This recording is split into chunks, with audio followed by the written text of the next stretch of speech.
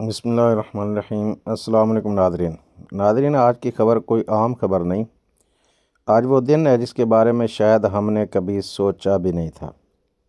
آج دنیا کی طاقت کا توازن بدلتا ہوا دکھائی دے رہا ہے، اور وہ ملک جو خود کو سپر پاور سمجھتا تھا، آج اسے دنیا بھر سے نہ سننے کو ملا ہے اور نہ ہی کوئی سمجھنے کو ملا ہے۔ جی ہاں ناظرین، امریکہ کی جانب سے آبنائے ہرمز کو محفوظ بنانے کے لیے اتحادی ممالک سے مدد مانگی گئی تھی، لیکن حیران کن طور پر برطانیہ، France, Japan, Spain, Australia, Germany اور چین جیسے ممالک نے اس مطالبے کو مسترد کر دیا۔ امریکی صدر ڈونلڈ ٹرمپ نے اتحادیوں سے کہا کہ اپنی جنگی جہازوں کو بھیجو تاکہ اسٹریٹ آف ہرمز کو کھلا رکھا جا سکے، لیکن جواب صاف آیا اور دو ٹوک آیا کہ نو۔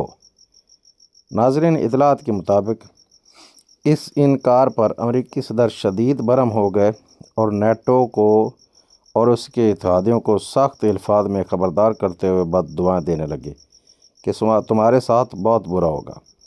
نوبت یہاں تک آ گئی کہ برطانیہ کی قیادت کی جانب سے سخت موقف سامنے آیا، جس کے جواب میں ٹرمپ نے کہا کہ ہم یہ سب یاد رکھیں گے۔ آج سپر پاور اکیلا دکھائی دے رہا ہے، اور وہ بھی اس پوری دنیا کے سامنے، جو غزہ کے معاملے میں حماس کو کہتا تھا کہ میں جہنم کے دروازے کھول دوں گا، آج اس کے لیے دنیا پوری میں جگہ نہیں ہے۔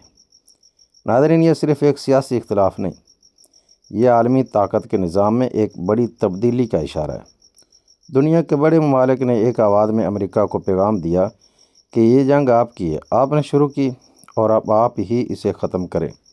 حالات یہاں تک پہنچ چکے ہیں کہ دنیا بھر میں موجود امریکی اڈے، جو کبھی طاقت کی علامت تھے، اب ایک ایک کر کے کمزور پڑتے دکھائی دے رہے ہیں۔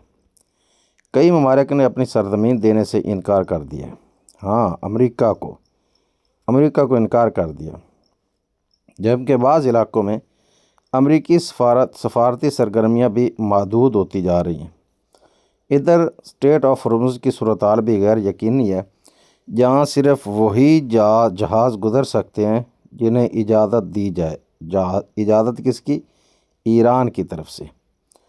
ناظرین، تجزیہ کاروں کا کہنا ہے کہ امریکہ نے اس جنگ میں نہ صرف خطرات مول لیے بلکہ اپنے اتحادی بھی کھو دیے، اور آج ایک نئی حقیقت سامنے آ رہی ہے: امریکہ تنہا ہوتا جا رہا ہے۔ ماضی میں امریکہ پر یہ الزام لگتا رہا ہے کہ اس نے عالمی قوانین کی خلاف ورزی کی ہے، کہیں حکومتیں گرائی ہیں، کہیں رہنماؤں کو جلا وطن کیا ہے اور کہیں مداخلت کی، لیکن آج وہی امریکہ خود عالمی سطح پر تنقید اور تنہائی کا سامنا کر رہا ہے۔